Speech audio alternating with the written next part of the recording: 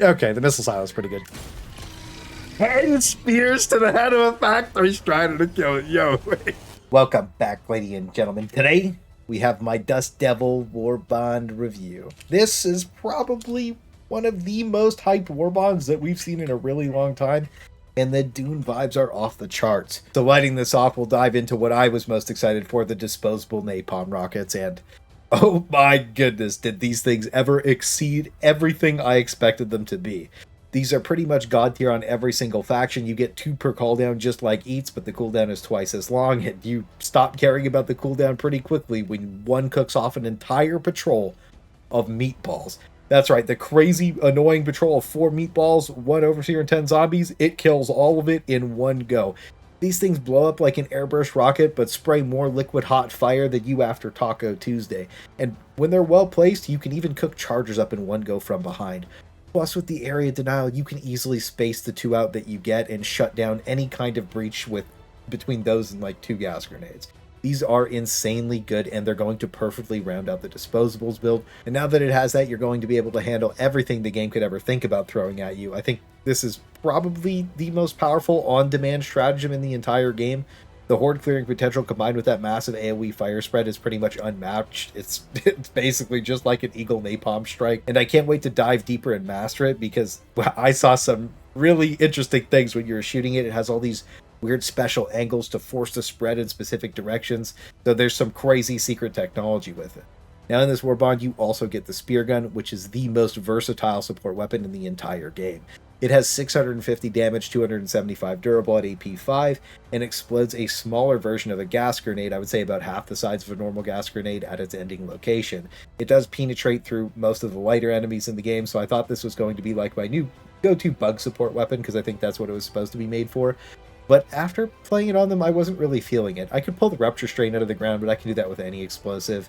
The thing that really got me interested was being able to stagger lock a Bile Titan, and it only took like 6 shots to kill it in the head, so that was pretty good. But where this really started shining for me was on the Illuminate, and it's like the only weapon in the game that can full stop an enraged meatball charge with 0 effort. And the Flying Overseers get overpeened by it, so if you hit them in the upper body, it just goes right through and hits the jetpack, instantly exploding them. And then you can also just stagger lock a Harvester for easy kills. I'm pretty sure if you got a good eye shot, you could probably one-shot it, but the flow against the squids when you bring the Speargun in feels so fun to play that this is my new main go-to support weapon for them. And on the bots, it felt ridiculously good too. I was one-shotting Hulk Eyes, and that was fairly easily to do. Then it 3-strots War Striders in the leg joint, and it also stagger locks them, so as long as you aren't getting chain CC'd to begin with, like, you can usually just take them down fairly easily. And I also managed to kill a Factory Strider in 10 shots to the eye. Like, this thing is ridiculously fun to use across the board, and I think this is easily one of the new best support weapons in the entire game, like easily S tier, because you can consistently rely on it, and that really surprised me. Also, ammo-wise, if you take Siege Ready, you get 15 shots instead of 12. You get 6 back per resupply, and on a full resupply, you will get all of your ammo back. And it can also break bug holes. But more importantly, it can also break fences. I know, this is like peak gameplay at this point. Last time I forgot to put something about breaking fences, and people crashed out a little bit, so is what it is, guys. Now, as for the Fire Assault Rifle, this thing was pretty much amazing at killing everything I was blasting with it.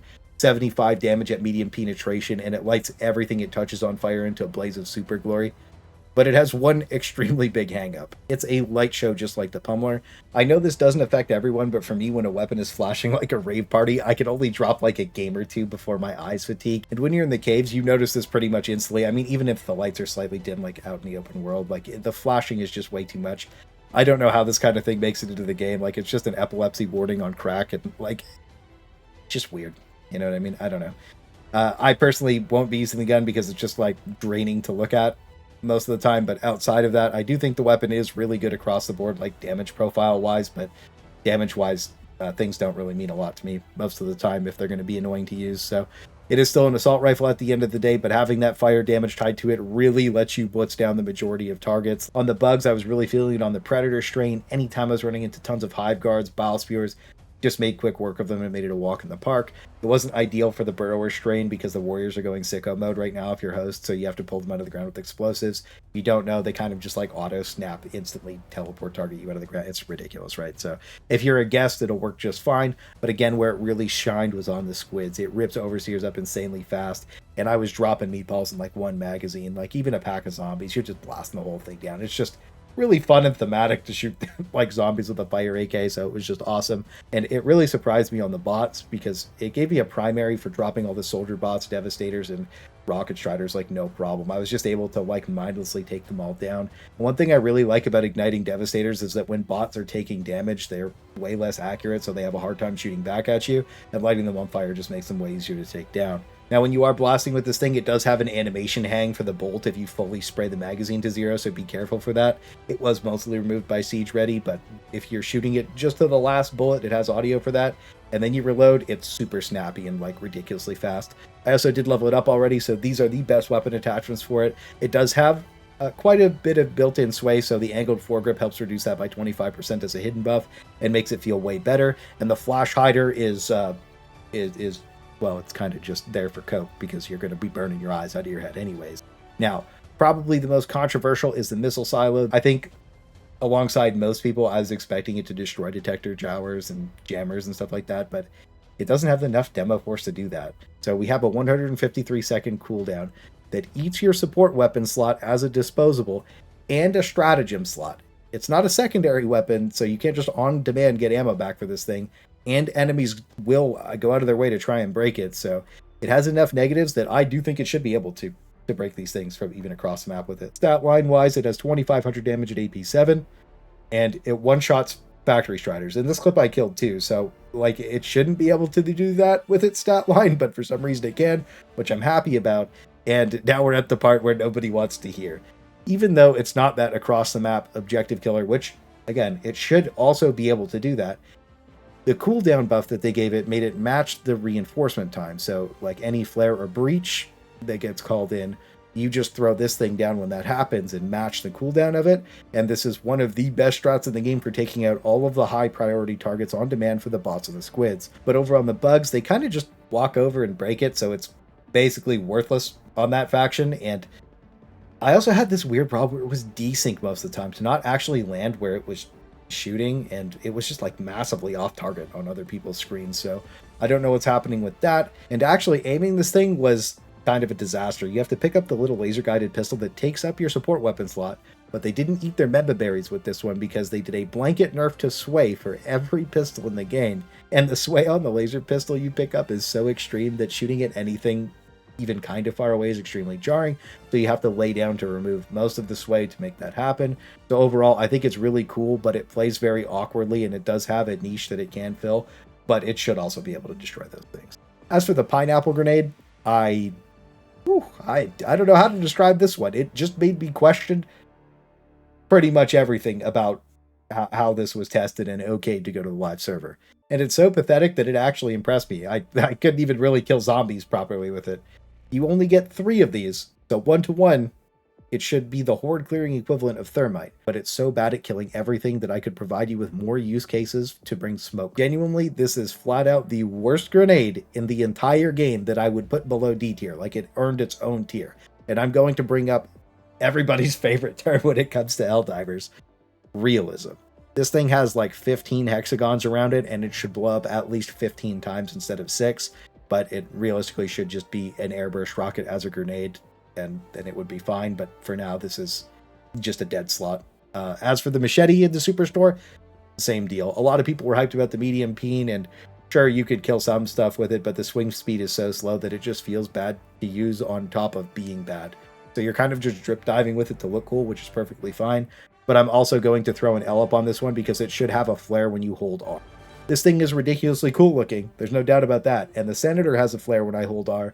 So this thing should also be like spinning in my hand or something, or do some cool animation when I hold R down. As for the armor passive, it's basically built for Bile Dragons to counter their fire and acid rot damage, but it still deals explosive damage when it initially hits you. So reducing that is way more important because you can just stim the rot effects, and you have to stim all the rot effects with the armor on anyways. So it just completely defeats the purpose of using it.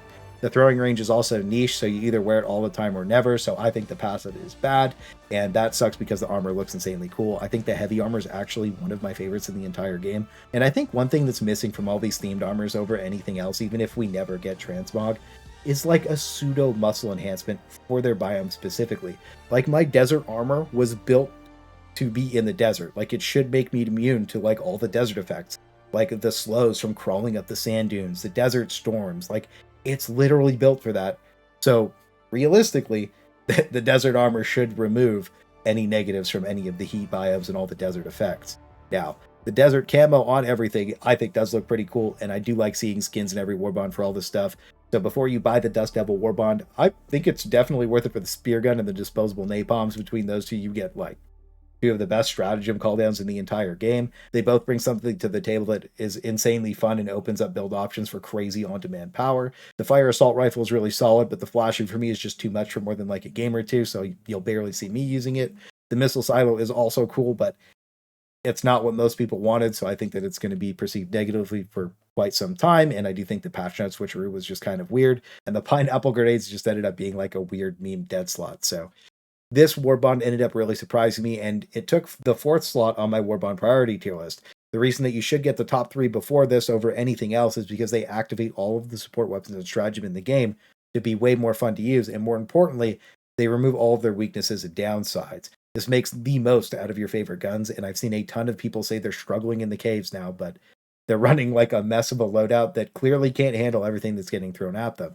And that's why well-rounded builds and loadouts are important, because when you see us running through the caves on stream, I'm just grabbing people from chat and we're like giggling, vibing, running through them, no problem. And like, that's not because we're metagame super min-maxing, it's just because we're making sure that all these glaring negatives of our weapons are covered by something else. That way you don't have to deal with those problems. So I'll be doing an in-depth breakdown on why I have all these Warbonds listed the way I do later this week. But for now, let me know what y'all are thinking about the Dust Devils Warbond. And if this helped you out, I'd appreciate it if you subscribed. And I hope y'all have a wonderful day.